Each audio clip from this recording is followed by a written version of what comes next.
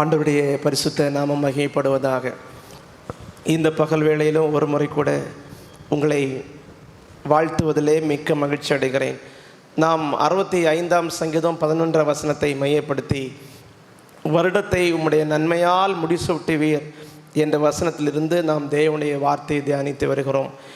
நன்மை காண்பதற்கு, நன்மை அனுபவிப்பதற்கு நாம் செய்ய வேண்டிய காரியங்கள் என்ன?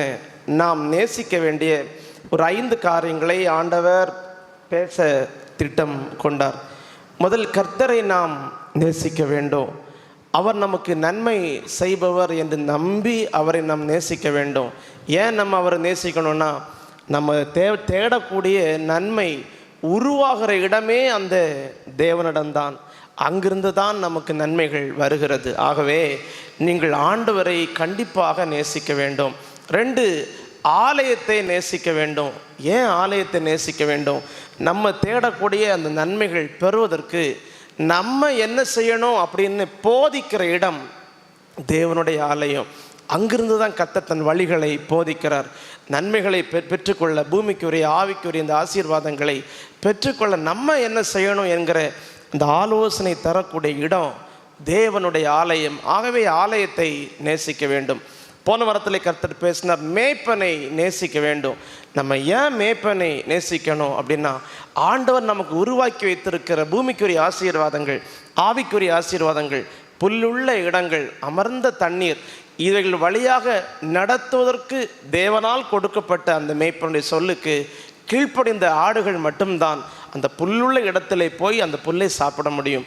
அமர்ந்த தண்ணீரண்டையிலே போய் அந்த அமர்ந்த தண்ணீரண்டையிலே போய் தண்ணீரை அருந்த முடியும். எபிரேயர் 13:17 பவுல் அடியார் சொன்ன வார்த்தையின்படி, உம்முடைய ஊழியக்காரர்கள், அந்த மேய்ப்பர்கள் துக்கத்தோடு ஒரு காரியமும் செய்யக்கூடாது. செய்தால் அது தன் பிள்ளைகளுக்கு பிரயோஜனமாய் இருக்காது. சந்தோஷத்தோடு செய்ய வேண்டும். அதற்காகத்தான் கீழ்ப்படிந்து அடங்குங்கள் என்று பவுல் புத்தி சொல்கிறார். ஒருவேளை உங்களுக்காக ஜெபம் செய்யும்போது, உங்கள் வீட்டில் உள்ள நிகழ்வுகளுக்காக வந்து ஜெபம் செய்யும்போது, நாங்கள் ஆசீர்வதிக்கும் போது துக்கத்தோடு செய்தால் அதில் எந்த பயனும் உங்களுக்கு வராது. ஆகவே சந்தோஷத்தோடு செய்வதற்கு நீங்கள் கீழ்ப்படிய வேண்டும் என்று ஆண்டவர் பேசினார். இன்றைக்கு 4வது காரியத்தை இன்றைக்கு ஆண்டவர் பேச விரும்புகிறார். உபாகமம் அந்த புஸ்தகத்திலே 10ஆம் அதிகாரம் 13ஆம் வசனத்தை ஒருவர் சத்தம் உயர்த்தி வாசிக்க அன்போடு கேட்கிறேன். உபாகமம் 10ஆம் அதிகாரம் 13ஆம் வசனம்.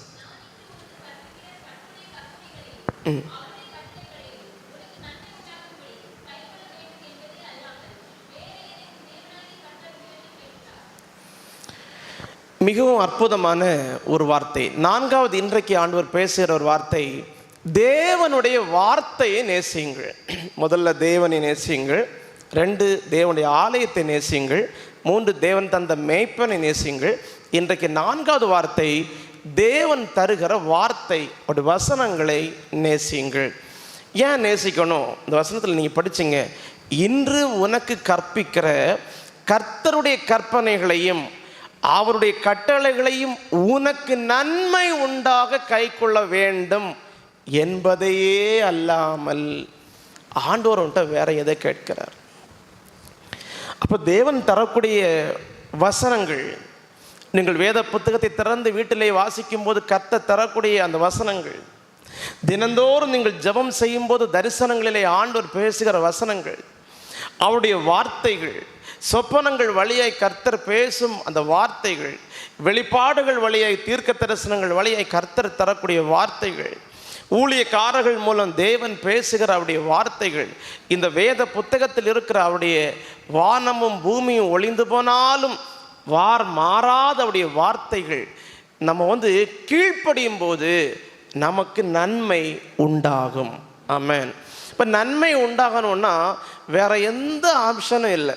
இதற்கு மாற்றாக இன்னொரு மருந்து நமக்கு இல்லை. ஏதாவது டயர்டாக இருந்தால் கஞ்சி தண்ணி உப்பு போட்டு குடின்னு சொல்லுவாங்க.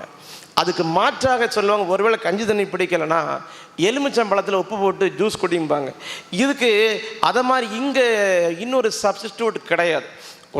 ஒன்று தான், தேவனுடைய வார்த்தையை தான் கை கொள்ளணுமே இல்லாமல் அதுக்கு இன்னொரு மருந்து மாத்திரை இல்லை.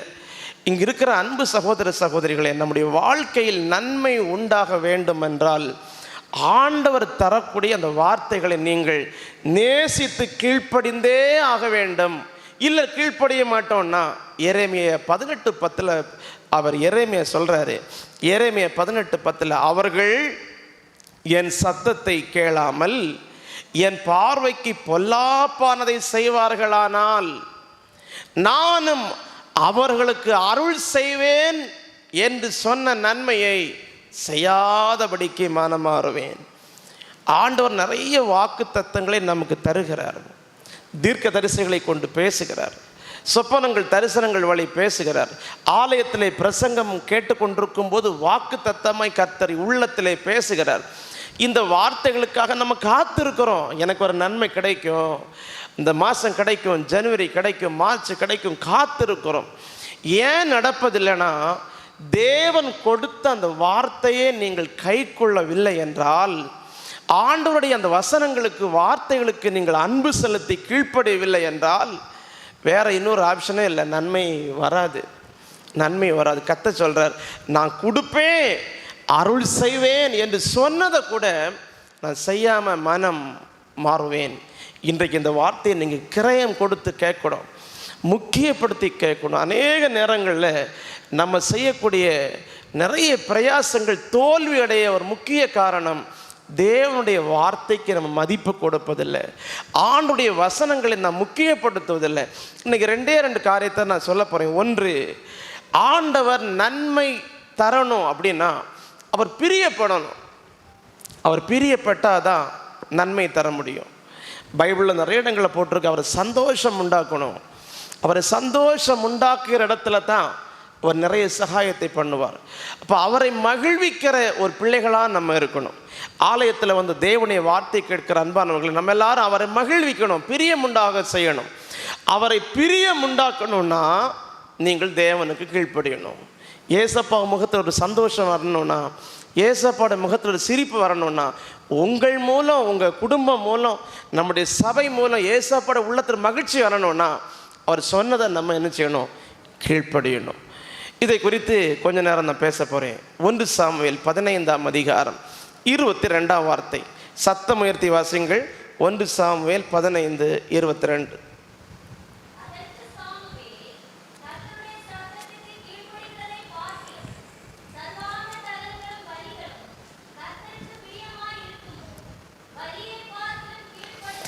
பலியை பார்க்கலும் கீழ்ப்படிதலும், ஆட்டுக்கடாக்களும் நிணத்தை பார்க்கலும் செவி கொடுத்தலும் உத்தமம்.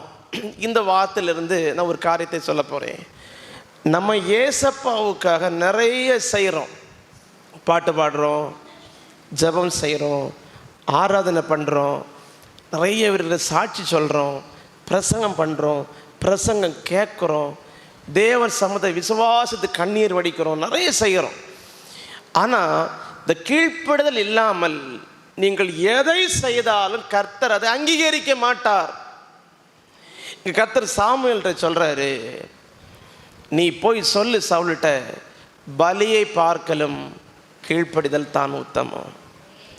நீ எவ்வளோ பலி செலுத்தி என்னை பிரியப்படுத்தலான்னு நீ பார்த்தாலும், என்னை கவர்வதற்கு, என்னை சந்தோஷப்படுத்துவதற்கு நீ எவ்வளோ பாட்டு பாடி பலி செலுத்தினாலும், எவ்வளோ ஸ்தோத்திரங்களை செலுத்தி பலி செலுத்தினாலும், எவ்வளோ மணி நேரம் அந்நிய பாஷையிலே ஆராதித்தாலும், எத்தனை மணி நேரம் தேவனுடைய வசனத்தை காது கொடுத்து கேட்டுக்கொண்டே இருந்தாலும், எத்தனை மணி நேரம் நீ பிரசங்கத்தை செய்தாலும் நான் அதில் பிரியப்பட மாட்டேன்.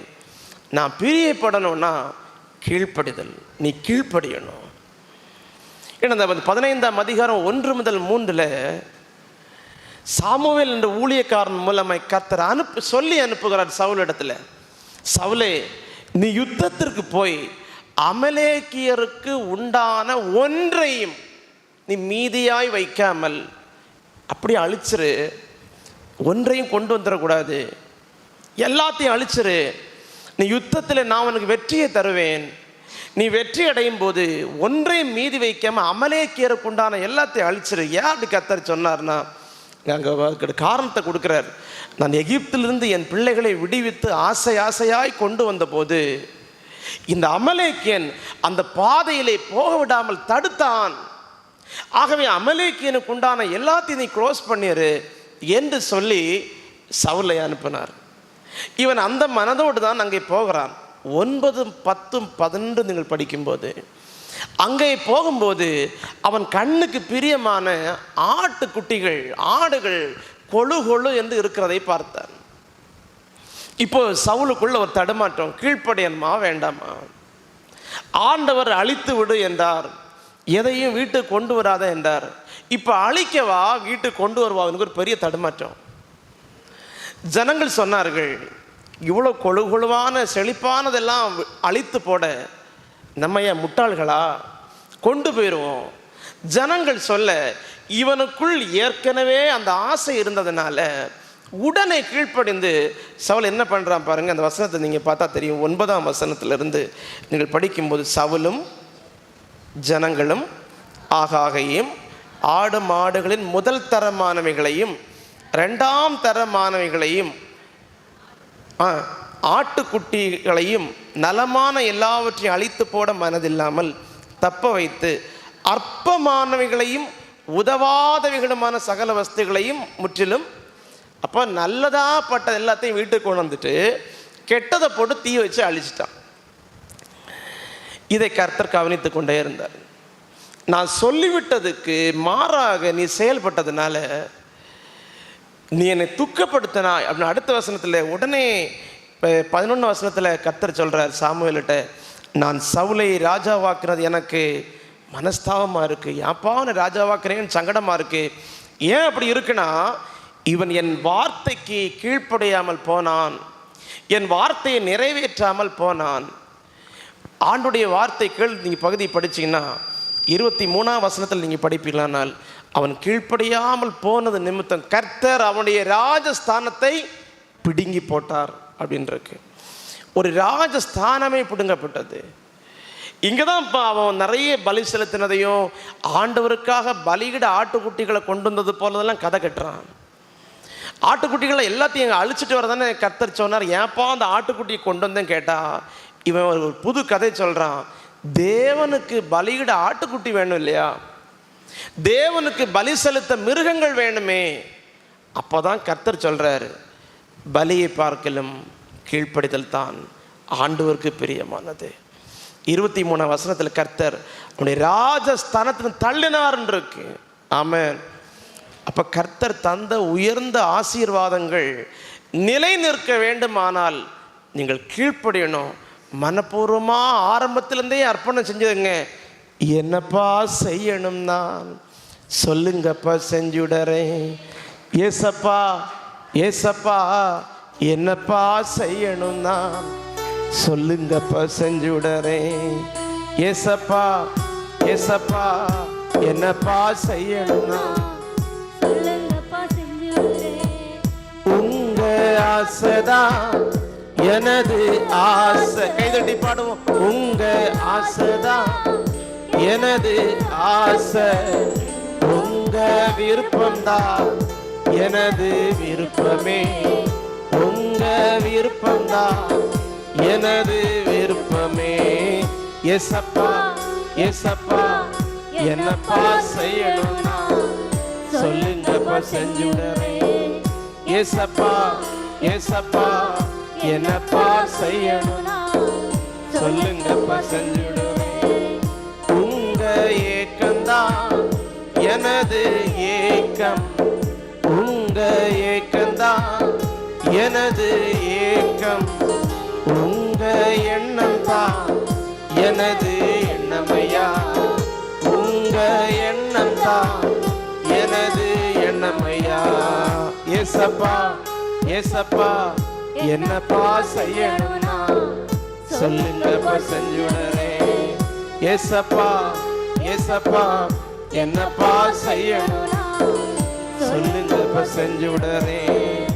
இனி ஒரு வாழ்வு இல்லை, நீங்க எல்லாரும் சொல்லுங்களா. இனி ஒரு வாழ்வு இல்லை நீங்க இல்லாம, உங்க பாதம் தான் எனது தஞ்சமையா, உங்க பாதம் தான் எனது தஞ்சமையா. ஏசப்பா ஏசப்பா என்னப்பா செய்யணும் சொல்லுங்கப்பா செஞ்சுடுறேன். ஏசப்பா ஏசப்பா என்னப்பா செய்யணும்னா சொல்லுங்கப்பா செஞ்சுடுறேன். எரேமியா காலத்தில் ஜனங்கள் இப்படி போய் ஒப்பு கொடுத்தார்கள். எரேமியா 42:6 அது நன்மையானாலும் தீமையானாலும் சரி, எங்கள் தேவனாகிய கர்த்தரின் சத்தத்துக்கு நாங்கள் கீழ்ப்படிவதனால் எங்களுக்கு நன்மை உண்டாகும்படி நாங்கள் உம்மை அனுப்புகிற எங்கள் தேவனாகிய கர்த்தரின் சத்தத்திற்கு கீழ்ப்படிந்து நடப்போம். எங்கள் பார்வைக்கு நல்லதோ கெட்டதோ, சில காரியம் எங்களுக்கு நல்லதாக இருக்கும், சில காரியங்கள் கெட்டதாக இருக்கும். அதை நாங்கள் முக்கியப்படுத்த மாட்டோம். ஆண்டவர் எதை சொல்லுகிறாரோ அப்படியே கீழ்ப்படிந்து நடப்போம். அர்ப்பணம் செய்தார்கள். தாவீது இப்படி ஒரு ஜெபத்தை செய்தார்.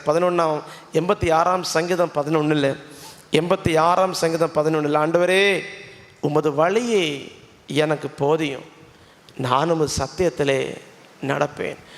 எதற்காய் கர்த்தர் வசனங்களை போதிக்கிறார்? அவருடைய சத்தியத்தில் நடப்பதற்கு. தாவீது ரொம்ப தாழ்மையாக ஜெபம் பண்ணுறான். ஆண்டவரே என் விண்ணப்பத்தை கேட்கணும், உம்முடைய சத்தியத்திலே நடப்பதற்கு உம்முடைய வழியை போதியும். அப்படியானால் கீழ்ப்படுதலை தவிர்த்து நீங்கள் என்ன செய்தாலும் ஆண்டவர் பிரியப்பட மாட்டார், அவரை மகிழ்விக்க முடியவே முடியாது. பாட்டில் ஆண்டவரை ஆண்டவரேன்னு கூப்பிட்டு பாடலாம், ஆண்டவரே ஆண்டவரேன்னு பாடலாம், ஆண்டவரே ஆண்டவரேன்னு ஜெபம் பண்ணலாம், ஆண்டவரே ஆண்டவரேன்னு ஆராதனை செய்யலாம். லூக்கா 6:46 சொல்கிறாரு, என்னை ஆண்டவரே ஆண்டவரே என்று நீங்கள் சொல்லியும் நான் சொல்லுகிறபடி நீங்கள் செய்யாமற் போகிறது என்ன? நீங்கள் ஆண்டவரே நீ எப்போ பார்த்தாலும் கூப்பிடுறீங்க, நிமிஷத்துக்கு நிமிஷம் ஏசப்பா ஏசப்பானே கூப்பிடுறீங்க, பாட்டிலையும் ஏசப்பான்னா கூப்பிடுறீங்க, ஜெபம் பண்ண வந்தாலும் ஏசப்பான்னா கூப்பிடுறீங்க, ஆராதனை பண்ண வந்தாலும் ஏசப்பானே கூப்பிடுறீங்க. நீங்கள் பாட்டு பாடுறது சரி, ஜெபம் பண்ணுறது சரி, ஆராதனை பண்ணுறது சரி, ஏசப்பான்னு கூப்பிடுறது சரி, நான் சொன்னால் ஒன்றும் நீங்கள் கேட்கலையே. கீழே சொல்லார், அப்படின்னா நான் சொல்லி நீ கேட்கலனா உன் வீட்டுக்குள்ளே புயல் காற்று வீசும்போது உன் வீட்டுக்கு நேராக பெரிய பெரிய மழை வெள்ளங்கள் வரும்போது நிற்க முடியாமல் விழுந்துருவ. என் வார்த்தைக்கு கீழ்ப்படிபவன் மட்டுமே கற்பாறையின் மேல் அஸ்திபாரம் போடப்பட்ட வீடாக புத்தி உள்ளவனாக இருக்க முடியும். என் வார்த்தை கீழ்ப்படியலைன்னா நீ ஆண்டவரே ஆண்டவரேன்னு ஓயாமல் சொன்னாலும் அந்த புயல் காற்றுக்கு முன்னாடி, பெரிய வெள்ளத்துக்கு முன்னாடி, பெரிய மழைக்கு முன்னாடி நிற்க முடியாமல் அவன் குடும்பம் அழிஞ்சு போயிடும். இன்றைக்கி இந்த வசனத்தை கேட்குற அன்புக்குரியவர்களே, நம்ம ஆண்டவரே ஆண்டவரேன்னு துதித்து ஆராதித்து ஜபிக்கிறதை காட்டிலும் நீங்கள் செய்ய வேண்டிய முதல் காரியம், அவர் உங்களுக்கு என்ன சொல்லுகிறாரோ அப்படி கீழ்ப்படிந்து பழகுங்கள். நிறைய மணி நேரம் பிரசங்கத்தை கேட்போம், குறைந்தது 1 மணி நேரமாகலும் பிரசங்கத்தை கேட்குறீங்க. உங்களுக்கு பிடித்தாலும் பிடிக்காட்டாலும், நீங்கள் கடினமாக உங்களுக்கு பலகீனங்கள் இருந்தாலும் பலகீனம் இல்லாட்டாலும் பிரயாசப்பட்டு இந்த வசனங்களை ரொம்ப ஆர்வமாக கேட்குறீங்க. ஆனால் நீங்கள் எத்தனை வசனங்களை கேட்டாலும் கீழ்ப்படியவில்லை என்றால் எந்த பயனும் இல்லை. ரோமரில் 2:13 இப்படி பவுல் சொல்கிறார், நியாயப்பிரமாணத்தை கேட்கிறவர்கள் தேவனுக்கு முன்பாக நீதிமான்கள் அல்ல, நியாயப்பிரமாணத்தின்படி செய்கிறவர்களே நீதிமான்கள் ஆக்கப்படுவார்கள். எத்தனை பிரசங்கத்தை கேட்போர்கள் அல்ல நீங்கள் நீதிமான்கள், கேட்ட வசனங்களை கீழ்ப்படியும் போது தான் நீதிமானாக்கப்படுகிறான். இதைத்தான் யாக்கோபு 1:22 இப்படி எழுதுகிறார், நீங்கள் உங்களை வஞ்சியாதபடிக்கு திருவசனத்தை கேட்கிறவர்களாய் மாத்திரமல்ல அதன்படி செய்கிறவர்களாயும் இருங்கள். இன்றைக்கி என்னுடைய வசனத்தை கேட்கிற என் அன்பு சபையே, உங்களை பார்த்து பணிவாய் தாழ்மையாய் சொல்லுகிறேன், நீங்கள் எவ்வளோ ஆர்வமாய் ரசித்து ரசித்து இந்த வசனத்தை நீங்கள் கேட்டாலும் அதில் அல்ல, கேட்டதை நீங்கள் கை கொள்ளும் போது தான், கீழ்ப்படியும் போது தான் உங்களுக்கு நன்மை பிறக்கிறது. ஆகவே கேட்கிறதும் கை கொள்ளுகிறதும் ஆகிய ரெண்டும் ஒன்று சேர்ந்தாதான் ஆசீர்வாதம் உண்டாகிறது. இந்த வார்த்தையை மிகவும் கவனமாய் கேட்க அன்போடு கேட்கிறேன். இயற்கைகள் கூட ஆண்டவருக்கு கீழ்ப்படுகிறது. காற்றை பார்த்து சொன்னால் கேட்குது, கடலை பார்த்து சொன்னால் கேட்குது, இறையாதேன்னா அலை இறைய மாட்டேங்குது. இயற்கைகளெல்லாம் கீழ்ப்படியும் போது தேவனால் படைக்கப்பட்ட மனிதன் மாத்திரம்தான் தேவனுக்கு கீழ்ப்படிய வேண்டிய காரியங்கள் வரும்போது நிறைய சாக்கு போக்கு சொல்லுகிறோம். தினந்தோறும் கர்த்தர் உங்களோடு நீங்கள் கீழ்ப்படிவீங்கன்னு எதிர்பார்த்து காத்திருக்கும் போது நிச்சயமாக நான் சொல்லுவேன், நம்ம ஒவ்வொரு கீழ்ப்படியாமைக்கும் நிறைய சாக்கு போக்கு சொல்கிறோம். இதனால் நான் கீழ்ப்படியலை, இதனால் கீழ்ப்படியலை. இல்லை, அப்படி சொல்லக்கூடாது. தேவனுடைய வசனங்களுக்கு நம்ம கீழ்ப்படிந்தே பழக வேண்டும். சிறு வயதிலிருந்தே கீழ்ப்படிந்து பழக வேண்டும். வசனங்களுக்கு கீழ்ப்படியாத ஒரு மனிதன் தேவனத்தில் நன்மை எதிர்பார்த்து பயனில்லை. அவர் சொல்லுக்கு மரியாதை இல்லை, அவருடைய வார்த்தைக்கு மதிப்பு இல்லைன்னா அவர்கிட்ட போய் எப்படி நன்மை கேட்பீங்க? பிரசங்கத்தை கேட்பதை விட கீழ்ப்படிந்தே பழகுங்கள். எகிப்திலிருந்து இஸ்ரேல் மக்களை கொண்டு வரும்போது எரேமியா 7ஆம் அதிகாரம் 23லேருந்து 26 வரை சொல்கிறாரு, என் வாக்குக்கு செவி கொடுங்கள், நான் பேசுகிறதற்கு செவி கொடுங்கள், நான் அப்போ தான் இவங்க தேவனாக இருப்பேன், நீங்கள் ஜனமாக இருக்க முடியும்.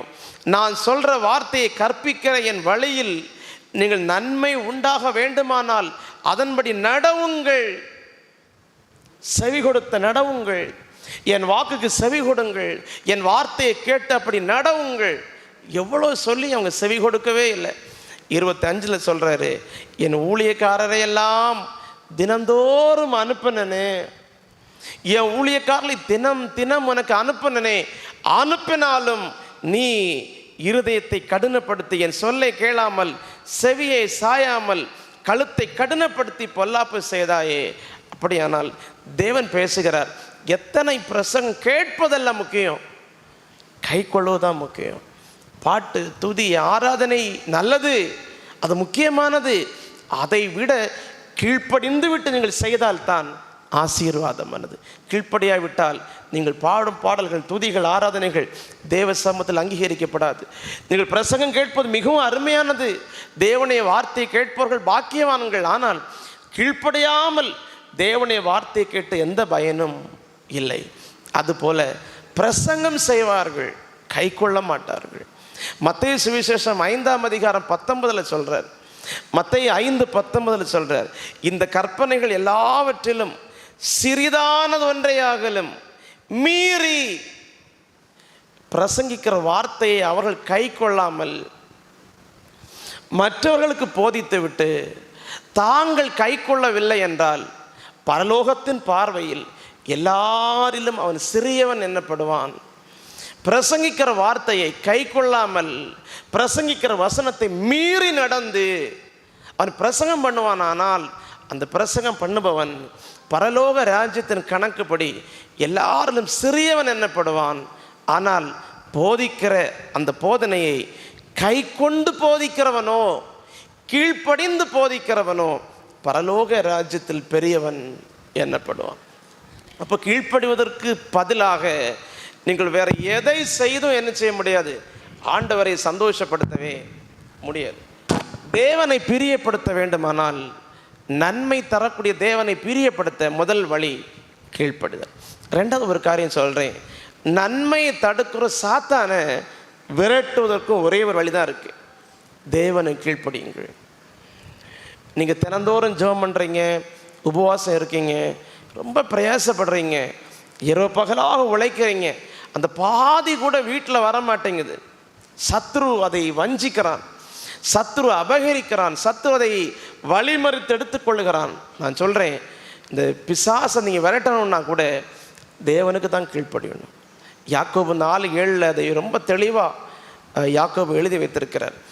ஆகையால் தேவனுக்கு கீழ்ப்படிந்திருங்கள், ஆகையால் தேவனுக்கு கீழ்ப்படிந்திருங்கள், பிசாசுக்கு எதிர்த்து நில்லுங்கள், அவன் உங்களை விட்டு ஓடிப்போவான். இந்த பிசாசு என்ன பண்ணுவான்னு நீங்கள் எல்லாம் கவனிங்க. யாக்கோபு நிருபக்காரன் 2:19 சொல்கிறாரு, ஆண்டவரை கண்டா அவனுக்கு அவ்வளோ விசுவாசம். பிசாசுக்கு தேவனையும் அவருடைய வசனத்தை கண்ட நல்ல விசுவாசம். ஆகவே கர்த்தரை பார்த்து இந்த பிசாசு நடுங்குது. விசுவாசித்து பிசாசு பயந்து நடுங்குகிறது. ஆனால் பிசாசு செய்யாத ஒரு காரியம், அந்த ஆண்டுடைய வார்த்தைகளை உணர்ந்து கீழ்ப்படியாது. ஆமென், ஹல்லேலூயா. அவன் நல்லா நடுங்குவான். தேவனை கண்டா அவனுக்கு பயங்கர பயம், வசனத்தை கண்டா அவனுக்கு பயங்கர பயம். விசுவாசிக்குது பிசாசு ஆண்டவரை, நடுங்குது பயந்து. ஆனால் கீழ்ப்படிதல் பிசாசுக்கு கிடையாது. ஆகவே ஆண்டவரை மெய்யாய் தொழுகை செய்கிற நம்மையும் பிசாசுடைய ஆசை என்னன்னா, நல்ல பாட்டு பாடு, நல்ல ஜெபம் பண்ணு, நல்ல ஆராதனை செய், நல்ல பிரசங்கம் கேளு, நல்ல அந்நிய பாஷை பேசு, ஆனால் நீ எந்த காரணம் கொண்டு கீழ்ப்படிஞ்சிடக்கூடாது, என்ன போல இருக்கணும், ஆண்டவரை கண்டு பயப்படு, தாழ்மையார், எல்லாம் பண்ணு, ஆனால் கீழ்ப்படியக்கூடாது. இன்னைக்கு தேவ பிள்ளைகளையும் வஞ்சிக்கிற சாத்தான் அப்படி தான் பண்ணுறான். நமக்கும் தாழ்மை இருக்குது, பயம் இருக்குது, பக்தி இருக்குது, எல்லாம் பண்ணுறோம். ஆனால் கீழ்ப்படிதல் என்று வரும்போது கஷ்டம்தான், ரொம்ப கஷ்டம். ஆனால் நாங்கள் உங்கள் மனசு நொந்தாலும் பரவாயில்ல, உங்கள் முகம் கோணுனாலும் பரவாயில்ல அப்படின்னு தேவனுடைய வசனத்தை எங்கள் பேச காரணம் என்னன்னா, இந்த பிசாசை விரட்டுவதற்கு வேறு ஒரு ஆயுதம் இல்லை. இயேசுவின் பெயரை உச்சரித்து விரட்டும் போது அந்த இயேசுவின் பெயருக்கு நமக்கு ஒரு தொடர்பு இருக்கணும். ஆமென். இயேசுவின் நாமத்தில் போனால் அந்த இயேசுவுக்கு நமக்கு சம்மந்தம் இல்லாட்டா எப்படி போவோம்? அநேகர் எழுதி படித்த மாதிரி இயேசுவின் நாமத்தில் போகணுங்கிறாங்க. ஏசப்பா காலத்தில் நடந்துச்சு, பவுல் அப்போஸ்தலன் காலத்தில் நடந்துச்சு, இன்னைக்கும் நடக்குது. இயேசுவின் நாமத்தில் போனால் அது போகாது. ஏன் போகாதுன்னா, ஏசப்பாவுடைய பெயரை நீங்கள் உச்சரித்தால் அந்த ஏசப்பாவுக்கு நமக்கு ஒரு நெருக்கம் இருக்கணும். அது வேணும்னா யோவான் 15:14 சொல்லுது, நான் உங்களுக்கு கற்பிக்கிற யாவையும் நீங்கள் செய்வீர்களானால், நான் கற்றுக் கொடுக்கிற காரியத்தை நீங்கள் செய்வீர்களானால் என் சிநேகிதராயிருப்பீர்கள். எப்போ ஆண்டவருடைய நட்பு கிடைக்குது, ஆண்டவர் உங்கள் நண்பனாக எப்போ மாறுகிறார், எப்போ ஆண்டவருக்கும் உங்களுக்கும் ஃப்ரெண்ட்ஷிப் உருவாகுதுன்னா, அவர் சொன்னதை நீங்கள் செய்யும்போது, நீங்கள் பாட்டு பாடி ஜெபித்து துதித்து ஆராதித்து அந்நிய பாஷை பேசி ஆத்துமாதாயம் செய்து நிறைய ஊழியம் செய்து இப்போ என்ன செய்தாலும் சரி, அடிப்படை அஸ்திபாரம் இயேசு சொன்னால் நீ கேட்கணும். நீ கேட்டாதான் அவருக்கும் உனக்கும் தொடர்பு, தேவனுக்கு உனக்கும் தொடர்பு வேணும்னா, நட்பு வேணும்னா நீ கீழ்ப்படிய வேண்டும். இதைத்தான் மார்க் 3:35 சொன்னார். தேவனுடைய சித்தத்தின்படி செய்கிறவன் எவனோ அவனே எனக்கு சகோதரனும் எனக்கு சகோதரியும் எனக்கு தாயுமா இருக்கிறான். அப்போ நட்பு, உறவு, சொந்தம், பந்தம், உறவினர்கள், இயேசுவோடு நல்ல நெருக்கம் உறவு வேணும்னா அவருடைய சித்தத்தை நீங்கள் செய்யணும். அவருக்கு பிடித்ததை நீங்கள் செய்யாமல் பிசாசை துரத்தலாம் அப்படின்னா கனவுல கூட எதிர்பார்க்கவே கூடாது. ஏசப்பாவை ரொம்ப பழக்கம் உள்ள ஆதாமு ஏவாளும் தினந்தோறும் இயேசுவின் சத்தத்தை கேட்டு பழகின ஆதாமு ஏவாளும் கீழ்ப்படியாமை என்ற பாவம் வந்தவுடனே ஆண்டவரை கண்டு பயந்து ஒழிக்கிறார்கள். பைபிள் அப்படி தான் சொல்லுது. ஏசப்பாவுடைய சத்தம் கேட்ட உடனே இவங்க என்ன செய்கிறாங்க? பயந்து மறைந்து கொள்கிறார்கள். ஏன்? நேற்றைக்கு வரைக்கும் ஏசப்பா சத்தம் கேட்டு ஓடி முன்ன வந்த இந்த மான்குட்டி மாதிரி முன்ன துள்ளி வந்த ஆதாம் ஏவாள் இன்னைக்கு மறைந்து ஒழித்து கொள்கிறாள்னு கேட்டால், கீழ்ப்படியாமை தேவனுடைய உறவை உடைத்து போடும். கீழ்ப்படியாமை தேவனுடைய உறவை உடைத்து போடும். கிட்ட கை கொடுத்து சொல்லுங்க, ஏசப்பாவை கீழ்ப்படிங்க, இல்லாட்டா அவருடைய நட்பு கிடைக்காது, கிடைக்காது. நீங்கள் நண்பனாக இருங்க, அவருக்கு சொந்தக்காரராக இருங்க.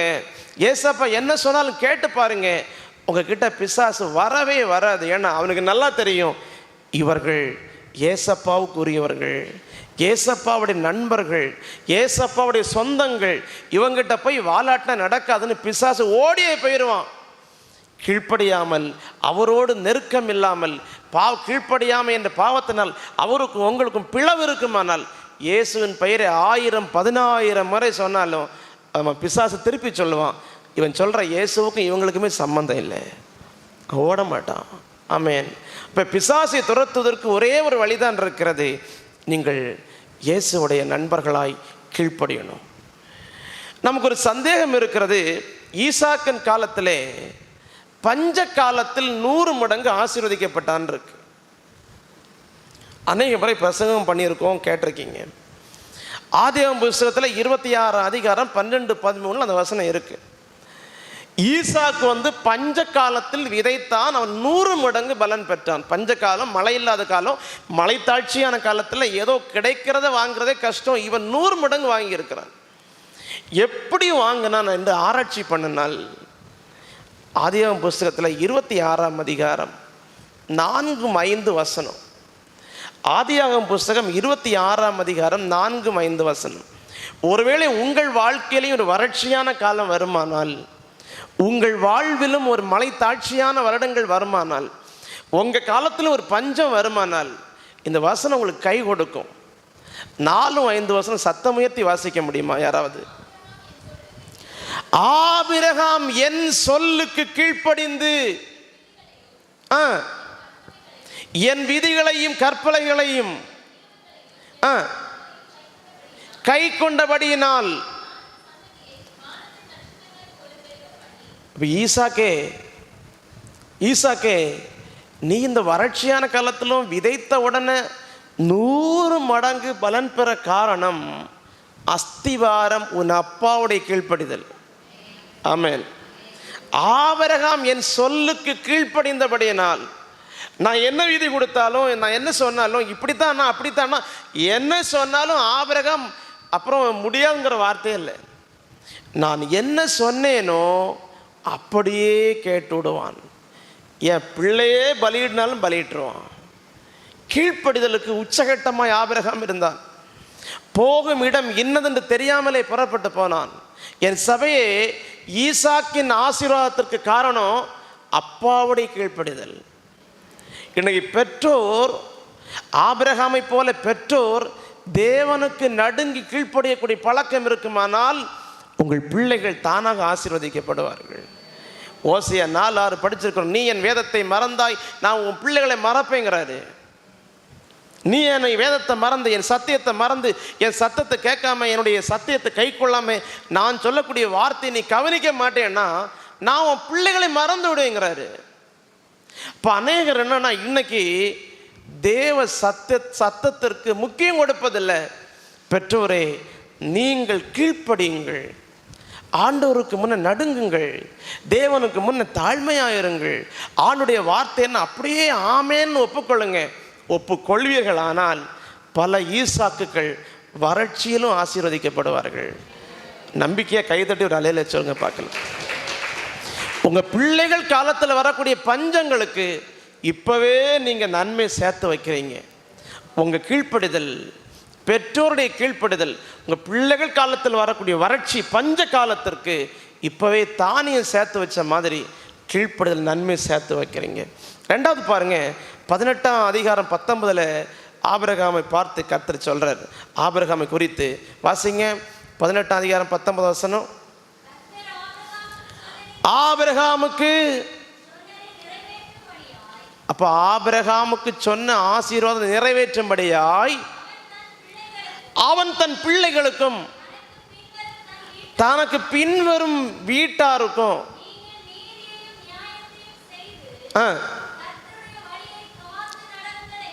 கர்த்தருடைய வழியை காத்து நடவுங்கள் என்று கட்டளை இடுவான் என்று அறிந்திருக்கிறேன். அப்ப ஆபிரகாமுடைய கீழ்ப்படிதல். 2, ஆபிரகாம் தன் பிள்ளைகளையும் பின்வரும் சந்ததிகளையும் கீழ்ப்படியும்படி பழக்குகிறான். ஹல்லேலூயா. முதல்ல நம்ம கீழ்ப்படியணும். 2, நம்முடைய சந்ததியும் கீழ்ப்படித்து பழக்கணும். எவ்வளோ பணம், எவ்வளோ ஆஸ்தி, எவ்வளோ ஐஸ்வர்யம், எவ்வளோ பெரிய வேலைகள், எவ்வளோ பெரிய அந்தஸ்துகள் இந்த உலகத்தில் எவ்வளோ மேன்மையாக கர்த்தர் வைத்தாலும் நாமும் நம்முடைய பிள்ளைகளும் தேவனுடைய வார்த்தைக்கு கை கொள்ளாத வரையிலும் தேவன் நன்மை அனுபவிக்க முடியாது. அநேகருடைய பெற்றோர் செய்யக்கூடிய தவறு என்ன? இவர்களும் சத்தியத்தில் நடப்பதில்லை, பிள்ளைகளையும் சத்தியத்தில் நடத்துவதில்லை. சத்தியம் தெரியுமா என்பதில் கர்த்தருக்கு முக்கியம், நடக்கணும். அன்பு சபையே, ஆபிரகாமை பார்த்து கர்த்தர் சொல்கிறார், ஆபிரகாம் என் சொல்லுக்கு கீழ்ப்படிந்தான், அவன் பிள்ளைகளை நான் ஆசீர்வதிப்பேன். ஆபிரகாம்கிட்ட நான் என்னென்ன நன்மை கொடுத்தேனோ இதெல்லாம் அவன் பிள்ளைகளுக்கும் அவன் சொல்லி கொடுத்து அதை காத்துக்கொள்ள கட்டளையிடுவான். ஆகவே ஆபிரகாமுக்கு சொன்னதை நான் என்ன செய்வேன். இந்த முதல் வார்த்தை முக்கியம். ஆபிரகாமுக்கு சொன்னதை நான் செய்யணும்னா பிள்ளைகளும் என்ன செய்யணும்? கீழ்ப்படியணும். சில நேரத்தில் பெற்றோருடைய நல்ல செயல்கள் பிள்ளைகளுக்கு ஆசீர்வாதத்தை கொண்டு வருவதற்கு பதில் அந்த பிள்ளைகள் நல்லது செய்யலைன்னா தேவ சத்தம் கீழ்ப்படியலைன்னா அந்த பெற்றோருடைய ஆசீர்வாதம் அப்படியே கட்டாயிரும். ஆகவே தான் ஆபிரகாம் கீழ்ப்படிந்தான், ஈசாக்கு கீழ்ப்படிய படித்து கொடுத்திருந்தான். 26ஆம் அதிகாரம் 1-3 வரை நீங்கள் படிக்கும்போது, கீழ் வசனங்களை படிக்கும்போது அழகாக நீங்கள் பார்க்கலாம். எகிப்திற்கு போகக்கூடாதுன்னு ஆண்டவர் சொன்னார் ஈசாக்கை பார்த்து. பஞ்ச காலத்தில் எகிப்து போகக்கூடாதுன்னாரு. இவன் கர்த்தரை நம்பினான். தன் தகப்பன் எப்படி கர்த்தரை கீழ்ப்படிந்தாரோ, தகப்பன் கீழ்ப்படி எப்படி கற்றுக் கொடுத்தாரோ, அந்த வார்த்தை அப்படியே நம்பி எகிப்திற்கு போகாதிருந்தான்.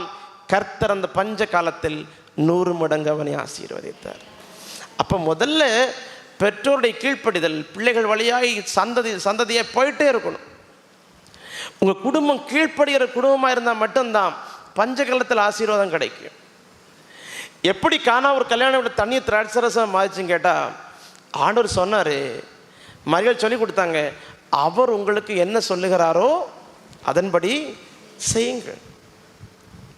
இயேசு கிறிஸ்து என்ன சொல்லுகிறாரோ அதன்படி நீங்கள் செய்யுங்கள். அந்த வார்த்தையை கர்த்தர் அப்படியே அங்கீகரித்தனால அந்த வார்த்தையை அப்படியே ஏற்றுக்கொண்ட பிள்ளைகளுக்கு நிறைவான நன்மை கொடுத்தார். தண்ணியை விட்டாங்க, எடுத்துகிட்டு போனாங்க. விசுவாசத்தோடு கீழ்ப்படிந்தார்கள். கர்த்தர் அந்த குடும்பத்தில் வந்த குறைவை மாற்றி சாதாரண தண்ணீரை திராட்சரசமாய் மாற்றினார். நல்ல ஒரு ஆள் இல்லை சொல்லுங்க பார்க்கல. எப்படி நாகமானுடைய குஷ்டரோகம் மாறினது? யோர்தானில் போய் 7 தரம் நீ குளிச்சுட்டு வான்னு எலிசா சொன்னார். முரண்டு பிடிச்சான். என் ஊர்லேயும் 6 குளம் இருக்குண்ணா. எலிசா கண்டுவிடவே இல்லை. எலிசா சொன்னார், நன்மை வேண்டுமானால், சமாதானம் வேண்டுமானால், சுகம் வேண்டுமானால், உன் குஷ்டரோகம் மாற வேண்டும், ஒரே ஒரு வழிதான் இருக்கு, சொல்லுக்கு கீழ்ப்படி. அவன் யோர்தானில் போய் 7 முறை மூழ்கும் போது தான் சிறுப்பிளின் வஸ்திரத்தை போல, சிறுப்பிளின் உடலை போல அவன் சரீரம் சுகமாக மாறினது. அப்போ அற்புதம் நடக்கணும்னா தேவனுடைய வார்த்தை எங்க முக்கியம் இருக்கு. தேவனுடைய வார்த்தை கீழ்ப்படியாத எந்த இடத்திலும் ஆசீர்வாதம் இருப்பதில்லை. லூக்கா 5:5 நீங்கள் பார்க்கலாம். ராத்திரி முழுக்க பிரயாசப்பட்டும் ஒரு மீன் பிடிக்காத பேதுரு தேவனுடைய வார்த்தையின்படி பிரயாசப்பட்ட போது, செயல்பட்ட போது வலை கிளிய மீன் பிடிக்கிறான். ஆமென். அப்போ நம்ம பிசாசை துரத்தி நன்மையை சுதந்திரிக்கனாலும் கீழ்ப்படிதல் மிக முக்கியம். உம் வார்த்தையிலே சுகம், உம் வார்த்தையிலே மதுரம், உம் வார்த்தையிலே சுகம், உம் வார்த்தையிலே மதுரம், உம் வார்த்தையிலே எல்லாம் சந்தோஷம், உம் வார்த்தையிலே எல்லாம் சந்தோஷம், உம் வார்த்தையிலே சுகம், உம் வார்த்தையிலே மதுரம், உம் வார்த்தையிலே சுகம், உம் வார்த்தையிலே எல்லாம் சந்தோஷம், உம் வார்த்தையிலே எல்லாம் சந்தோஷம். ஒரு வார்த்தை சொல்லும் கர்த்தாவே, உம் வார்த்தை எல்லாம் செழிப்பாகுமே. ஜெபமா சொல்லும் ஆண்டவரே, எங்கள் வாழ்க்கையில் செழிப்பாகுமே. உம் வார்த்தையிலே சுகம்,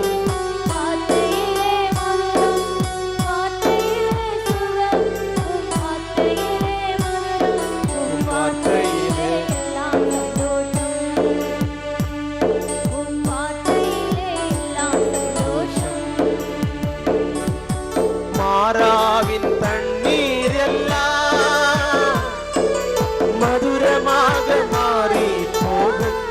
கைகளை தட்டி சொல்வோம், மாறாவின் தண்ணீர் எல்லாம் மதுரமாக மாறி போகும். கண்ணீர் மாறிடும், துக்கம் மாறிடும், கண்ணீர் மாறிடும், துக்கம் மாறிடும்.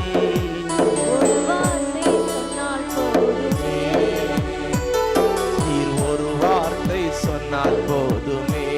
கைதட்டி சொல்லுவோம், உம் வார்த்தையிலே சுகம், உம் வார்த்தையிலே மதுரம், உம் வார்த்தையிலே சுகம், உம் வார்த்தையிலே மதுரம், உம் வார்த்தையிலே எல்லாம் சந்தோஷம்.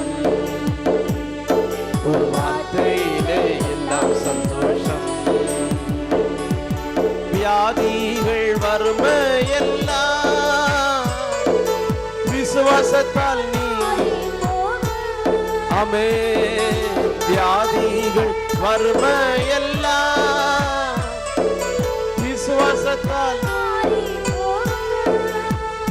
ஆமென். கண்ணீர் மாறிடும், துக்கம் மாறிடும், கண்ணீர் மாறிடும், துக்கம் மாறிடும்.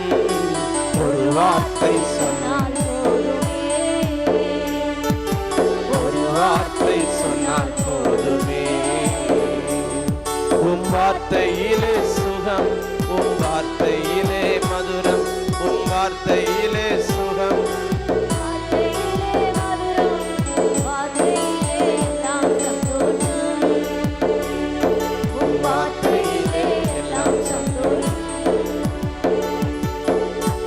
நன்மை வேண்டுமானால் கீழ்ப்படியணும். ஆண்டவரை பிரியப்படுத்தி நன்மை வாங்க அவருக்கு கீழ்ப்படியணும். பிசாசை துரத்தி நன்மையை நிலைவரமாக பிடித்து கொள்ள அவருடைய வார்த்தை கீழ்ப்படியணும். நீங்கள் பேதுரு வாழ்க்கையை போல ராத்திரி முழுக்க பிரயாசப்பட்டு எத்தனையோ மாசமாக வருஷமாக பிரயாசப்பட்டும் பலனில்லாமல் நீங்கள் தன்னம்பிக்கை இழந்து தோற்று வந்திருந்தாலும் இன்றைக்கு இந்த வார்த்தை உங்களை திடப்படுத்துகிறது. பயப்படாதீங்க. தேவனுடைய வார்த்தையின்படி இன்று முதல் செயல்படுங்கள். நேற்று வரைக்கும் தோல்விக்கு காரணம், நேற்று வரைக்கும் ஒரு மீன் கூட கிடைக்காம ஒரு ஆசீர்வாதம் இல்லாமல் போக காரணம் தேவனுடைய வார்த்தை இல்லாமலே உங்களுக்கு பிரயாசம் இருந்தது, வேலை இருந்தது. இன்று முதல் தேவனுடைய வார்த்தையின்படி செயல்படுங்கள். கீழ்ப்படிந்து நடந்து பாருங்கள். வலைகளிய கர்த்தர் மீன்களை தருவார். கடைசியாய் நோவா காலத்தில் ஒரு பெரிய அழிவு வந்தபோது இந்த அழிவிலிருந்து காக்கப்பட நோவாவுடைய காலத்திலே அந்த குடும்பத்தை காப்பதற்கு கர்த்தர் சில விதிமுறைகளை கொடுத்தார். ஒரு பேழையை கட்ட சொன்னார். நீங்கள் ஆதியாகமம் 6:22 படிக்கும்போது நோவா அப்படியே செய்தான். தேவன் தனக்கு கட்டளையிட்டபடியெல்லாம் அவன் செய்து முடித்தான். ஒரு பெரிய அழிவு, ஒரு பெரிய ஆபத்து, ஒரு பெரிய தீங்கு வந்தபோது தேசத்தின் மீது வந்த தீங்கிலும் தன் பிள்ளைகளை காப்பாற்ற கர்த்தர் என்ன சொன்னாரோ அப்படியே செய்தார்கள். எப்படி எகிப்திலே சங்கார தூதன் அகப்படாமல் தப்புவதற்கு பஸ்காவை ஆசரிக்க சொன்னாரோ அதுபோல நோவா காலத்திலே ஒரு பேழையை கட்ட சொன்னார். அப்படியே கட்டினார்கள். அந்த கீழ்ப்படிந்த நோவா குடும்பம் அந்த பெரிய அழிவிலிருந்து தப்பிவிட்டது. இன்றைக்கு இந்த பிரசங்கத்தை கேட்டிருக்கிற கடைசியாக நான் ஒரு சின்ன விஷயம் சொல்கிறேன். ஒரு பெரிய அழிவு நம்மை நோக்கி வந்து கொண்டிருக்கிறது. 10 வருஷத்துக்கு 15 வருஷத்துக்கு முன்னெல்லாம் இந்த பிரசங்கங்களை பிரசங்கியார்கள் பண்ணும்போது அந்த பிரசங்கிமாரை முட்டாள் அப்படின்னு சொல்லுவார்கள். ஒரு பெரிய அழிவு நம்மை நோக்கி வந்து கொண்டிருக்கிறது. அந்த அந்த இந்த அழிவு தான் முதல் அழிவு, அந்தி கிறிஸ்துவின் ஆட்சி. இயேசு கிறிஸ்து தன்னுடைய பரிசுத்தவான்களை சேர்த்து கொண்ட அடுத்த நிமிஷம் இந்த பூமியில் அந்தி கிறிஸ்துவின் ஆட்சி சம்பவிக்கும். அந்தி கிறிஸ்துவின் ஆட்சி ஏன் பெரிய அழிவுன்னு நான் பிரசங்கம் பண்ணுறேன்னா, அது இயந்திரங்கள் தான் மொத்த மனிதர்களையும் கண்ட்ரோல் பண்ணும். இயந்திரங்கள் தான் மொத்த மனிதர்களையும் கட்டுப்படுத்தும். இயந்திரங்கள் தான் மொத்த மனிதர்களையும் ஆளுகை செய்யும். மேட அரசியல் தலைவர்கள் கொடுக்கக்கூடிய மொத்த கட்டளைகளையும் இயந்திரங்கள் தான் கண்காணிக்கும். அப்போ இரக்கம், தப்பி பிழைப்பதற்கு எந்த ஒரு வழிமுறை அங்கே இருக்காது. ஆகையால் தான் கொடுமையான அழிவு என்று நான் பிரசங்கிக்கிறேன். முற்காலத்தில் இயந்திரம் இப்படியெல்லாம் செய்யும்னு சொல்லும்போது யாரும் நம்பலை. இப்போது நீங்கள் 10 கிலோ அரிசி வாங்கணுன்னாலும் இயந்திரத்திட்ட போய் கை காட்டணும். இல்லை நான் கிறிஸ்டியன் ஆகும், நான் ஒரு ஆவிக்குரிய மனுஷனாகும், அப்படியெல்லாம் என் கையிலேயே கொடுக்க மாட்டேன்னா அரிசி இல்லைங்க, சீனி கிடையாது. இப்போ நீங்கள் ஒருவேளை சிரிப்பீங்க, ஏன் ரேஷன் கடை இல்லாட்டா மாமூட்டில் இருக்குது, குலசேத்தில் இருக்குது, மாத்தான் நம்பி வாங்கிக்கிடுவேன். நான் சொல்கிறது பாருங்கள் நடக்க போகுது. கண்டிப்பாக உலகம் அந்தி கிறிஸ்துவின் ஆட்சிக்கு தயாராகி கொண்டிருக்கிறது. பைபிளில் என்ன வசனம் எழுதியிருக்கோ அது நிறைவேறுவதற்காக தேசம் தன்னை தயார்படுத்தி கொண்டிருக்கிறது. அதுதான் இந்த மாதிரிப்பட்ட எல்லா சம்பவங்களும். ஒவ்வொரு காரியமும் ரொம்ப தெளிவாக இருக்குது.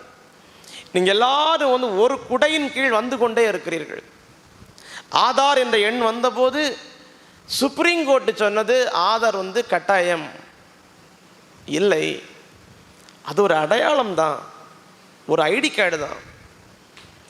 இன்றைக்கி வந்து அப்படியெல்லாம் ஆர்டர் இருந்தாலும் இந்த ஆதார் நம்பர் இல்லாத ஒரு மனுஷன் இந்தியாவுடைய குடியுரிமை அவனுக்கு இல்லை. ஒரு கேஸ் வாங்க முடியாது, ரேஷன் கிடையாது, எலெக்ஷன் ஐடி கிடையாது, ஒரு பேங்கில் அவனுக்கு வந்து ஒரு டிரான்சாக்ஷன் பண்ண முடியாது. இந்த ஆதார் எப்படி ஒரு மனிதனை கட்டுப்படுத்துகிறதோ இதுபோல் தான் 666 என்பது ஒரு ஐடி கார்டு தான். இந்த ஐடி கார்டு இல்லாதவனுக்கு சாப்பிட முடியாது, விற்க முடியாது, வாங்க முடியாது.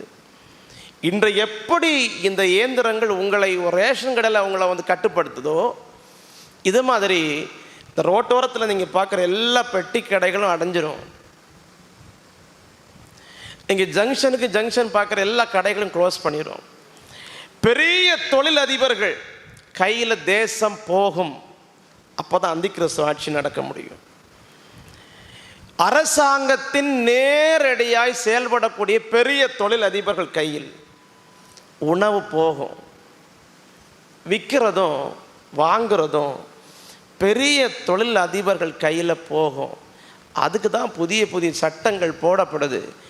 என்னதான் எதிர்த்தாலும் இதெல்லாம் நடந்தேறும். சாதாரண பட்டம் விற்க முடியாது, எல்லாம் க்ளோஸ் பண்ணிடுவாங்க. ஒருவேளை வருடங்கள் தாண்டலாம். இந்த வசனம் நிறைவேறணும்னா அரசாங்கத்தின் நேரடி தொடர்பில் உள்ள தொழில் அதிபர்கள் கையில் மட்டும்தான் இந்த உணவுகள் விற்கவும் வாங்கவும் முடியும். ஒருவேளை அவன் கன்னியாகுமரி மாவட்டத்தில் ஒரு 3 கடையை போட்டால் 3 கடையில் போய் நீங்கள் பஸ்ஸில் போய் அது வாங்கி தான் ஆகணும். நீங்கள் வாங்குகிற செங்கல்பட்டு அரிசி 40 ரூபான்னா அவன் 300 ரூபா கொடுத்தாலும் நீங்கள் வாங்கித்தான் ஆகணும். ஏன்னா நீங்கள் வேறு எங்கேயுமே வாங்கவும் முடியாது, விற்க முடியாது. ரேஷன் உட்பட அனைத்துமே ரத்து செய்யப்படும். நீங்கள் இலவசமாக ரேஷன் கிடைக்காது. ஏற்கனவே அறிவிக்கப்பட்டுட்டே இருக்குது. உங்கள் வீட்டில் அக்கௌண்ட்டில் போடுறோம், இந்த ரேஷனோட மானியத்தை அக்கௌண்ட்டில் போடுறோம், ஏற்கனவே பேசிகிட்டு இருக்கிறாங்க. எப்போல்லாம் திடீர்னு ஒரு அறிவிப்பு வரும். நீங்கள் நேரடியாக ஒரு அரசாங்கத்தின் கட்டுப்பாட்டில் உள்ள ஒரு தொழில் அதிபர்கள் கையில் சிக்குவீர்கள். அவர்கள் ஒரு ஐடி கார்டை தருவார்கள். அந்த ஐடி கார்டு முத்திரை இல்லாத யாரும் விற்கவும் முடியாது, வாங்கவும் முடியாது. அப்போ நம்ம கரெக்டாக அந்திக்கிறிஸ்து ஆட்சியோட கண்ட்ரோலில் நம்ம போவோம். ஆகவே தான் வெளிப்படத்தில் 22:17 வெளிப்படல் 22:14 அன்னைக்கு கர்த்தர் சொன்னார், ஜீவ விருட்சத்தின் மேல் அதிகாரம் உள்ளவராவதற்கும் வாசல்கள் வழியாய் பரலோக நகரத்திற்குள் பிரவேசிப்பதற்கும் அவருடைய கற்பனைகளின்படி செய்கிறவர்கள் பாக்கியவான்கள். ஏசப்பாவுடைய சத்தியத்தின்படி கை கொண்டு விட்டால், ஏசு சொன்னார், கர்த்தாவே கர்த்தாவேன்னு கூப்பிடுறவெல்லாம் போகமாட்டான், என்று சித்தத்தின்படி செய்கிறவன், பிதாவுடைய சித்தத்தின் விருப்பத்தின்படி செய்கிறவன் மட்டும்தான் தேவராஜ்யத்துக்குள்ளே போவான்.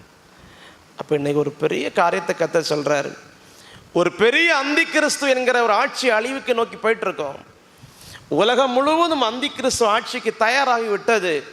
இந்த வேத புத்தகத்தில் சொல்லப்பட்ட அந்த ஆட்சியை நிறைவேற்றுவதற்கு சட்டங்கள், அதற்கான இயந்திரங்கள் எல்லாம் கண்டுபிடிக்கப்பட்டாயிற்று.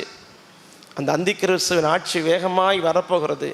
கிறிஸ்து எப்போது பரிசுத்தவான்களை சேர்த்து கொண்டு போகிறாரோ அதுக்கப்புறம் அந்திக்கிறிஸ்துவின் ஆட்சி.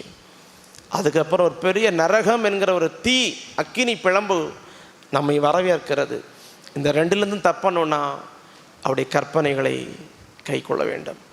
உலகத்தில் நன்மைகளை வாங்க வேண்டுமானாலும் கற்பனைகளை, தேவனுடைய வார்த்தையை நேசித்து கீழ்ப்படியுங்கள்.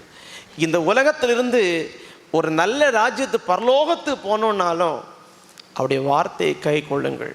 ஆகவே மிக முக்கியமான ஒரு வார்த்தையை உங்களுக்கு ஒப்பு கொடுத்துருக்கிறேன். அவருடைய வார்த்தையை நேசித்து கீழ்ப்படியுங்கள். எல்லாரும் முழங்கால் போடுவோம். ஆண்டவரே, எங்களுக்கு முன்பாக இருக்கிற இந்த அழிவிலும் தப்பும்படி உங்களுடைய வார்த்தையை கை கொள்ளப்ப கொடுக்குறோம். எல்லாரும் மனதார முழங்கால் போட்டு, முடிஞ்சா ஆரோக்கியம் உள்ளவங்க முழங்கால் போட்டு ஜெபம் பண்ணுங்க, மற்றவங்க உட்கார்ந்து ஜெபம் பண்ணுங்க. ஏசப்பா, உம்முடைய வார்த்தையை நாங்கள் நேசிக்கணும். உம்முடைய வசனங்களை கேட்பதில் அல்ல, நேசிக்கிறவர்கள் கீழ்ப்படிவார்கள்.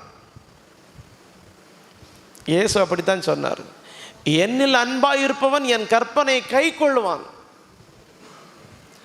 என்கிட்ட அன்புள்ளவன் ஆட்டோமேட்டிக்காக என் கற்பனைகளை வார்த்தையை கை கொள்ளுவான். உலகத்தில் நன்மைகள் வேண்டும் என்றாலும், உலகத்தில் நன்மைகள் வேண்டும் என்றாலும் கற்பனையை கை கொள்ளணும். பிசாச துரத்தி நன்மையை தக்க வைக்கணும்னாலும் தேவனும் கீழ்ப்படியணும். கடைசியாக நிறைவாக வந்து சொன்னேன், வரப்போகிற ஒரு பெரிய இயந்திர ஆட்சி, ரோபோட்டுடைய ஆட்சி. நீங்கள் போய் அதிகாரிகிட்ட சொல்ல முடியாது, ரோபோட்டு தான் நிற்கும் எங்குமே. அந்த அதிகாரிகிட்ட ஃபோன் பண்ணி பேசிடலாம், அங்கே ஒரு கம்ப்ளைண்ட் கொடுக்கலான்னு முடியாது. எல்லாம் ரோபோட்டுடைய கையில் ஆட்சி போகுது. முக்கியமான எல்லா தகவல்களையும் இயந்திரம் ஆட்கொள்ளும். சில வாரங்களுக்கு முன்னே பார்த்துருப்பீங்க, டிரைவர் இல்லாமல் ட்ரெயின் ஓட தொடங்கிடுச்சு. நம்ம தேசத்தில் டிரைவரே இல்லை, ட்ரெயின் போகுது, இயந்திரம் கொண்டு போகுது. என்ன நம்பிக்கையில் ஏறவீங்க? தேசம் அவ்வளோ நம்ப தொடங்கியாச்சு, இயந்திரத்தை நம்ப தொடங்கியாச்சு. டிரைவர் இல்லாமலே ஸ்டேஷனுக்கு ஸ்டேஷன் நின்று பயணிகளை ஏற்றி இறக்கி பாதுகாப்பாக கொண்டு போகும் என்று இந்திய தேசம் இயந்திரத்தை நம்ப துவங்கியாச்சு. என் பிரசங்கத்தை காதுள்ளவன் கேட்க கடவன். இயந்திர ஆட்சி வரப்போகுது. நல்ல வசனத்தை கேட்டுட்டு கீழ்ப்படியாமல் நீங்கள் போவீங்கன்னா நீங்கள் அங்கே அகப்பட்டுருவீங்க. ஒன்று செய்யக்கூடாத ஆட்சி. இன்னைக்குள்ள உலகத்தில் உள்ள எல்லா தேசத்தில் உள்ள ஆட்சிகளும் அதை நோக்கி தான் பிரயாணம் பண்ணிகிட்ருக்கு. எவ்வளோ வல்லரசுகளாக இருந்தாலும் இந்த இயந்திர ஆட்சிக்கு சப்போர்ட்டிவாக தான் ஒவ்வொரு அசைவுகளும் நகர்வுகளும் வந்துகிட்டே இருக்கு. இன்று கர்த்தர் சொல்கிறார், அந்தி கிறிஸ்து ஆட்சியை நீ நம்பினாலும் நம்பாட்டாலும் வரப்போகிறது உறுதி. நீ நரகத்தை நம்பினாலும் நம்பாட்டாலும் நரகம் இருப்பது உறுதி. கீழ்ப்படியக்கூடிய பிள்ளைகளை நான் பரலோகத்திலும், கீழ்ப்படியாதவர்கள் அந்தி கிறிஸ்து ஆட்சி மூலம் நரகத்திலும் சென்றடைவார்கள். ஆண்டவரே, நான் கீழ்ப்படிந்து பூமியிலும் ஆசீர்வதிக்கப்படணும், பரலோகத்திலும் ஆசீர்வதிக்கப்படணும். எல்லாரும் முழங்கால் போட்டு கேட்கலாமா? சத்திய வாக்கை நம்பியே வா, நித்திய ஜீவன் உனக்களிப்பார்.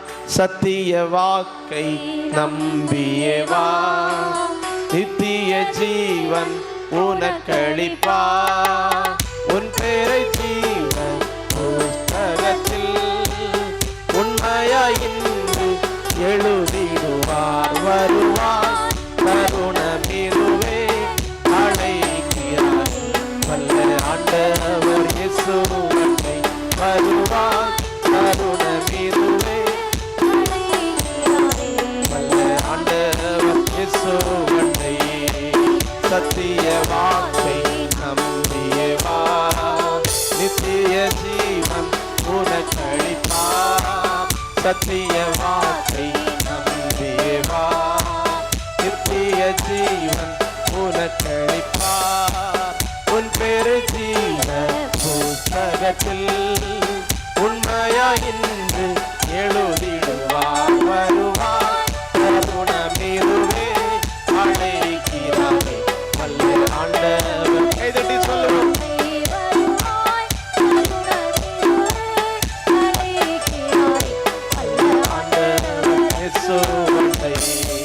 வாழ்நாளை எல்லாம் வீணாளாய் வருத்தத்தோடு கழிப்பது ஏன்?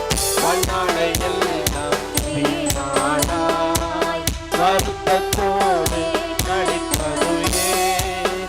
வந்தவர் தானம் சரணடைந்தார், வாழ்வித்து உன்னை சேர்த்துக் கொள்வார். வருவார் தருணமிதுவே,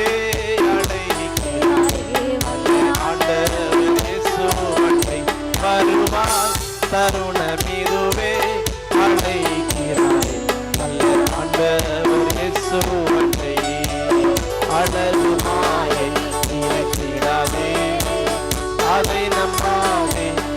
மயக்கிடுமே அழகு மாயை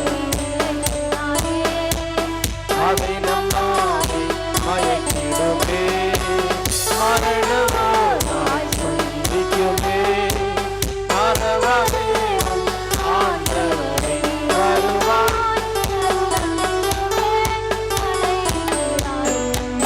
ஆண்டவர் இயேசு அண்டை வருவார் தருணமிதுவே அழைக்கிறாய் நல்ல ஆண்டவர் இயேசு அண்டை வானத்தின் கீழே பூமி மேலே வானவர் இயேசு நாமமெல்லாம் வானத்தின் கீழே பூமி மேலே வானவர் இயேசு நாமமெல்லாம் ரட்சகர் இயேசு வழியாலே வருவார்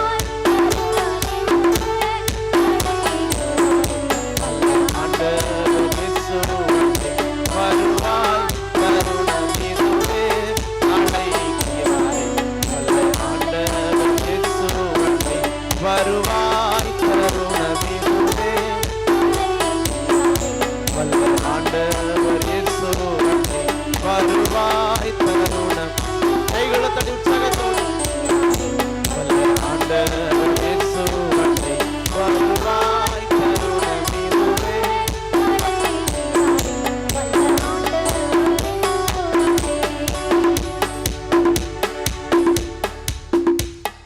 தேவனுடைய வார்த்தை கீழ்ப்படிந்து அதை நேசித்து கீழ்ப்படிபவனுக்கு இந்த பூமியிலும் ஒரு ஆசீர்வாதம், இந்த வாழ்க்கை முடிந்த பிறகும் ஆசீர்வாதமான இடம் கிடைக்கும். உங்களுக்கு இயலுமான ஒரு 2 நிமிடம் வாயை திறந்த ஆண்டவரே, நீர் எங்களுக்கு தருகிற அந்த வார்த்தையை எங்களுக்கு பிடித்தாலும் பிடிக்காட்டாலும் கீழ்ப்படிந்து நடக்கக்கூடிய ஒரு கிருபையை தாரும். உங்க வசனம்னாலே நாங்க நடுங்கணும். என் வசனத்தை நடுங்குறவனை தான் நோக்கி பார்ப்பேன்னு கர்த்தர் சொல்றார். அவருடைய வசனத்தை யார் நடுங்குறார்களோ அவங்கள தான் நோக்கி பார்ப்பாராம். வசனம்னா விளையாட்டா கேட்டுட்டு போற விஷயம் இல்லை. அறிந்த சத்தியத்தின்படி செய்யலைன்னா அநேக அடிகள். இன்னைக்கு இந்த வசனத்துக்கு முன்னாடி யாரையும் நீங்க மார்க் போட வேண்டாம். அவரை நினைச்சு பார்த்து, ஏசப்பா இந்த பூமியில நான் நன்மை அனுபவிப்பதற்கு ஒரே ஒரு வழிதான் இருக்கு. நீர் தரக்கூடிய ஆலோசனைகளை கை கொண்டே ஆக வேண்டும். நீர் என்கிட்ட பேசக்கூடிய வார்த்தை கீழ்ப்படிந்தே ஆக வேண்டும். ஆப்ஷன்ல வராது. இது கம்பல்சரி கொஸ்டின் மாதிரி. இது ஆப்ஷன் கிடையாது, கம்பல்சரி கொஸ்டின். தேவன் தரக்கூடிய வார்த்தைகளை செய்தாதான் ஆசீர்வாதம். ஆண்டவரே, உம்முடைய வார்த்தை இல்லாம நானாக சுயமாக பிரயாசப்பட்டு தோற்றிருக்கிறேன். இல்லை, இனி உம்முடைய வார்த்தையோடு தான் பிரயாசப்படுவேன். உம்முடைய வார்த்தையோடு தான் என்னுடைய உழைப்பு இருக்கும். உம்முடைய வார்த்தையோடு தான் என்னுடைய முயற்சி இருக்கும். ஆகவே நான் வெற்றி பெறுவேன். நம்புறவங்க எல்லாம் கைகளை தட்டி ஆண்டவர்கிட்ட ஸ்தோத்திரம் பண்ணுங்க. இன்று முதல் நான் உம்முடைய வார்த்தையோடு பிரயாசப்படுவேன். உம்முடைய வார்த்தையோடு நான் முயற்சி பண்ண போறேன். எனக்கு ஒரு வெற்றி நன்மை கிடைக்கும். ஒரு பெரிய ஆபத்தான அந்திகிறிஸ்து ஆட்சியில ஒரு பெரிய ஒரு காலம் முடிவில்லாத அக்கினியும் கந்தகம் எரியக்கூடிய அந்த தீ பிளம்பாகிய நரகத்துல நான் போயிடக்கூடாது.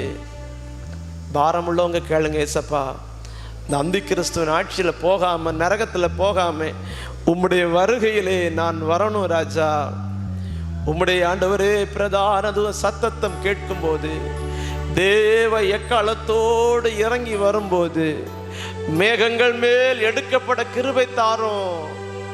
உம்முடைய வருகையிலே நாங்களும் கலந்து கொள்வதற்கு, உம்முடைய வருகையிலே சேர்த்து கொள்ளப்படுவதற்கு எங்களையும் தகுதிப்படுத்தும்.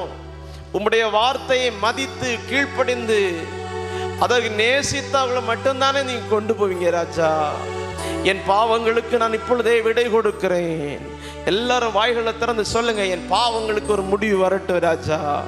நான் செய்து கொண்டிருக்கிற பாவங்களுக்கு ஒரு முடிவு வரட்டும். என் வார்த்தையால், என் சிந்தையால், என் குணங்களால், என் சுபாவங்களால், என் கிரியையால், என் பார்வையினால் நான் செய்யக்கூடிய அத்தனை பாவங்கள் இன்றோடு ஒரு முடிவு வரட்டும் ஆண்டவரே. நான் பரிசுத்தம் இல்லாவிட்டால் தேவராஜ்யத்தை சுதந்திரிக்க முடியாத ஆண்டவரே. நான் பரிசுத்தம் இல்லாவிட்டால் எனக்காக இரத்தம் சிந்தின அந்த ஆண்டவரை பார்க்கவே முடியாதப்பா. அவர் வீட்டுக்குள்ள, நகரத்துக்குள்ள போகவே முடியாது. என் பாவ வாழ்க்கைக்கு ஒரு முடிவை இந்த பகல் உருவாக்குங்க ஆண்டவரே. எந்த பாவம் என்னை திரும்ப திரும்ப விழ தள்ளுகிறதோ அந்த பாவத்திலிருந்து மீண்டு வருவதற்கு கை தருவீராக. அநேகர் அப்படி ஜெபம் பண்ணீங்கன்னா இன்னைக்கு பாசமுள்ள ஆண்டவர் கை தருவார். நீ இனி அந்த பாவத்தை செய்யவே மாட்டாய். நீ வெறுக்கிற அந்த பாவத்தை மீண்டும் மீண்டும் செய்கிறாய் சகோதரா. நீ வேண்டான்னு ஒதுக்கின அந்த பாவத்தை திரும்ப திரும்ப செய்யற சகோதரி, அது உனக்கு தேவ நன்மைகளையும் பரலோக நன்மைகளையும் தடுக்குது. இன்னைக்கு உன் கையை நீட்டு, ரட்சகர் வந்திருக்கிறார், நான் பிரசங்கிக்கிற இயேசு இங்க நிற்கிறார். தன் விசுவாசத்தோடு தான் மறுபடியும் சபைக்கு சொல்றேன், நான் இன்னைக்கு பிரசங்கித்த இயேசு இங்க நிற்கிறார். அவர் உங்க மேல கையை நீட்டுகிறார். உன் கையை கொடுத்துரு. அவர் நீ பாவம் இல்லாத பரிசுத்த வாழ்க்கைக்கு உன்னை நடத்த விரும்புகிறார். வேண்டாம், பாவ வாழ்க்கைக்கு ஒரு முற்றுப்புள்ளி, கீழ்ப்படியாமைக்கு ஒரு முற்றுப்புள்ளி. உன் இருதயத்திலே துக்கங்களோடு, வேதனைகளோடு, பாரங்களோடு, உலகத்தின் கவலையில சிக்கி கிடந்த வாழ்க்கைக்கு ஒரு முற்றுப்புள்ளி. கையை கொடு. என் நேசர் கையை பிடிக்க விரும்புகிறார். என் அப்பா கையை பிடிக்க விரும்புகிறார். அவர் கையை பிடிச்சிட்டார்னா கடைசி வரைக்கும் விட மாட்டார். நாடு துறைமுகத்திலே கொண்டு சேர்க்கும் வரைக்கும் விடவே மாட்டார். இந்த பூமியில் உள்ள வாழ்க்கையிலே கரடு முரடான வாழ்க்கையா இருந்தாலும் ஏசப்பாவுடைய கை உங்களை தாங்கி பிடித்திருக்கும். நீ பரலோகம் என்கிற டெஸ்டினேஷன் பாயிண்ட்ல சேரும் வரைக்கும் இயேசுடைய கை உன்னை பிடித்திருக்கும். நம்பிக்கை உண்டானால் உன் கையை கர்த்தருக்கு நேராய் நீட்டி சொல்லு, ராஜா என்னால ஓட முடியலப்பா, பரிசுத்தமாய் வாழ முடியல, நான் தடுமாறுகிறேன், நான் தடுமாறி விடுகிறேன் ஆண்டவரே, பரிசுத்தமா நீக்க முடியல, உம்முடைய ராஜ்யம் வர வேண்டுமானால் பரிசுத்தமா கீழ்ப்படிந்தா தான் முடியும். என் கையை பிடித்துக் கொள்ளும், என் கையை கடைசி வரை பிடித்துக் கொள்ளும், என் கையை கடைசி வரைக்கும் பிடித்துக் கொள்ளும். உம்மிடத்தில் ஒப்பு கொடுப்பதை அந்த ஆள் மட்டும் காக்க வல்லவர் நீர். உம்மிடத்தில் ஒப்பு கொடுத்ததை அந்த ஆள் மட்டும் காக்க வல்லவர். சபை மனதார ஒப்பு கொடுக்கும் போது கீழ்ப்படுகிற சபையாய் கர்த்தர் மாற்றும். தேவ வசனத்துக்கு முக்கியம் கொடுக்கிற சபையாய் மாற்றும். இந்த வசனங்களுக்கு நேராக தன் வாழ்க்கையை திருப்புகிற சபையாய் கர்த்தர் இன்னைக்கு மாற்றும் போது பாவங்களிலிருந்து மன்னிப்பை பெற்று ரட்சிக்கப்பட்டு பிதா குமாரன் பரிசுத்தாவின் நாமத்தில் மூழ்கி ஞான ஸ்நானம் பெற்று பரிசுத்த ஆவியின் அபிஷேகத்தை பெற்று பரிசுத்த வாழ்க்கை வாழ்ந்து இந்த பூமியில் இயேசு காட்டுகிற பாதை நடந்து பூமியிலேயும் ஆசீர்வாதம், பரலோகத்திலேயும் ஆசீர்வாதம். தேவன் அப்படி நம்ம தரப்போறதுக்கு கைகளை தட்டி ஸ்தோத்திரம் பண்ணும்.